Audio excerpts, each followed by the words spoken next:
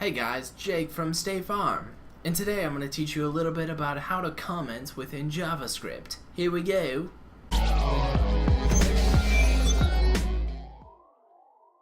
Hey guys, welcome back, and we're going to teach you a little bit about commenting and why it's important within this tutorial here. So, first things first, we've got our scene set up within jsbin.com. You go there, basically an online interface for JavaScript. Watch the first tutorial if you haven't seen this already. But I'm going to teach you what comments are used for and how to actually comment within JavaScript. Because the first things first, when you guys go and you are trying to understand the basics of JavaScript and understanding the code base, you may be looking at other code that people have written, and if they are the type that leaves comments, awesome, it makes it so much easier. Or if they're the type that just sits there and they just program their stuff and they are the only ones that know exactly what they're writing, that is an issue, because when you're working together within a team, within a group of people, you want to know why and where the methods are that you're using to actually call those functions in different parts of your program. Alright, so as you guys know, this part, now we're going to jump to the on screen. I'm going to stop talking so much. But this part up here is where we're going to start. And basically what our program's doing is it's running line by line. And so the first thing it's going, hey, oh yeah, we're going to use some JavaScript now. Alright, so it goes to the second line, which we're going to put a comment. And this is where it comes into single line comments. And it's just going to be 2 forward slashes. Alright, so that signifies to the compiler the part of the program in which it says, hey, don't actually include me within your compiled program. Just X me out. Don't even worry about this line, alright? And that's what's going to tell the compiler, don't look at this phrase here. Because all we're going to write here is, hey yo, comments, and don't compile me. Alright? So that first forward slash is going to allow the compiler to skip over that particular line. Alright? So the same thing can go for, let's say you have a specific method here and you don't want it to actually compile within your application, your program. Maybe you're debugging and you're like, maybe this is an issue.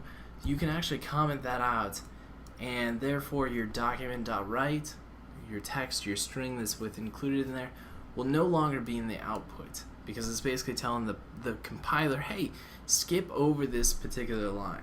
Alright, so that is the single line comment slash whatever you want to do. Debugging tactics, kind of a weak way to do it, but it's another way to debug.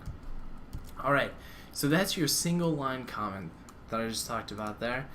The next one that I'm going to teach you is a multiple line comment. And so this may be where you want to put a block of code, or you isolate a block of code when you're debugging and kind of hold it and tell your compiler to skip over this code.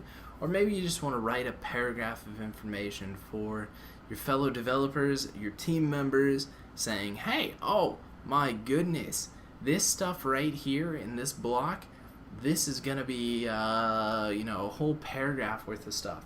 So anyways, to get along to that, you're going to do a forward slash, then you're going to put an asterisk, alright? And basically that right there tells the compiler that anything after that forward slash and asterisk is going to be a comment, a multiple line comment. Now to end the multiple line comment, because you're probably wondering, well, that's an open-ended statement there. We're going to put in a asterisk followed by a forward slash, alright? And then anything in between is going to be, not compiled, or it's not going to be actually put into the program and developed. So we can write whatever you want in here. And it's not going to affect our program because it's within our multiple line comment structure. Alright?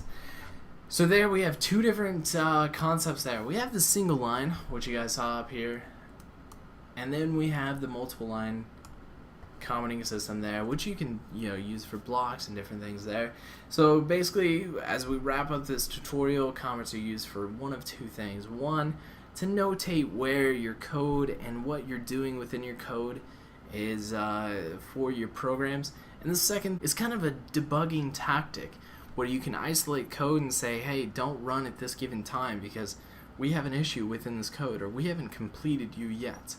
So it isolates and it comments, notates, and lets other people know. So now you know how to comment in JavaScript. Guys, we'll catch you later.